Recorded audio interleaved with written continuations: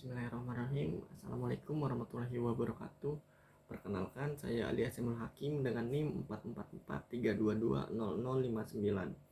Baik, di sini saya akan melakukan presentasi pada mata kuliah Biokimia Prodi Ilmu Perikanan Universitas Sultan Ageng Tirtayasa, yaitu tentang anti buih, anti foaming agen. Selain kedua ini adalah pendahuluan, yaitu defoaming agen atau anti-foam agen adalah aditif kimia yang dapat mengurangi dan menghambat pembentukan buih dalam proses industri yang menggunakan bahan cair. Istilah buih, anti agen atau penghilang buih sering digunakan secara bergantian dengan arti yang sama. Anti-foam komersial biasanya dijual dalam bentuk emulsi minyak dalam air dengan ukuran drop rata-rata antara 3 dan 30 mikrometer. Ukuran partikel padat dalam senyawa antifoam biasanya antara 0,1 dan beberapa mikrometer. Selanjutnya itu ada tujuan adalah untuk menyelidiki kemungkinan pengembangan bahan anti buih yang halal dari turunan minyak nabati. Penelitian ini bertujuan untuk mencari alternatif ramah lingkungan dan sesuai dengan prinsip halal dalam industri anti buih. Yang selanjutnya itu ada penggunaan anti busa dalam industri makanan, yaitu ada dua. Yang satu ini kalsium alginat. Bahan tambahan makanan kalsium alginat dapat diproduksi dari bahan baku sodium alginat dan kalsium klorida. Proses ekstraksi natrium alginat dari rumput laut coklat didasarkan pada dua kategori yang berbeda satu sama lain, terutama pada zat antara yang terbentuk dalam proses ekstraksi. Yang kedua ini ada monoxylerida dan disaccharida. Monogliserida dan disaccharida biasanya dapat ditambahkan ke produk makanan komersial dalam jumlah kecil.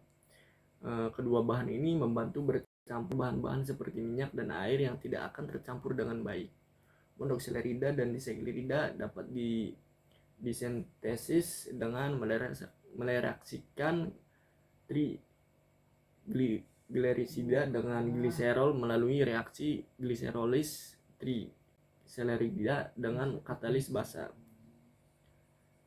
Selanjutnya itu titik kritis halal dalam proses produksi anti busa dari minyak sawit. Anti foaming minyak sawit dijamin halal karena berasal dari tanaman. Titik kritisnya adalah larangan alat dan bahan ditambahkan selama pemrosesan dan pengemasan dan kemungkinan menjadi bahan berbahaya. Sebagai contoh, penelusuran titik kritis material dalam proses produksi kelapa sawit, karbon aktif dalam proses pemutihan bleaching stage. Karbon aktif dalam proses ini berasal dari tulang hewan. Selanjutnya potensi ekonomi pengembangan anti busa berbasis minyak sawit.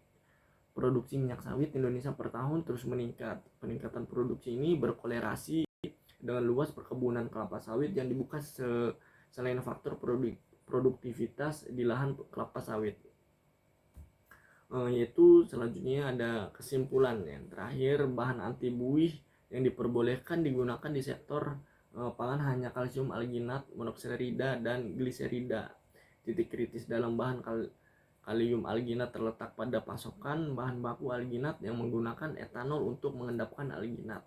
Sementara itu, titik kritis monoxylerida dan disaccharida adalah penggunaan karbon aktif dalam proses bleaching dengan sumber karbon halal. Oleh karena itu, potensi minyak sawit sebagai bahan baku anti busa halal yang sangat terbuka, meningkat pasokan minyak sawit dalam negeri yang besar, dan belum banyak produksi anti buih berbasis minyak sawit yang beredar di pasaran, terutama untuk digunakan dalam industri non makanan. Ini referensi. Baik, segitu saja dari saya Ali Asimul Hakim. Kurang lebihnya mohon maaf. Wassalamualaikum warahmatullahi wabarakatuh.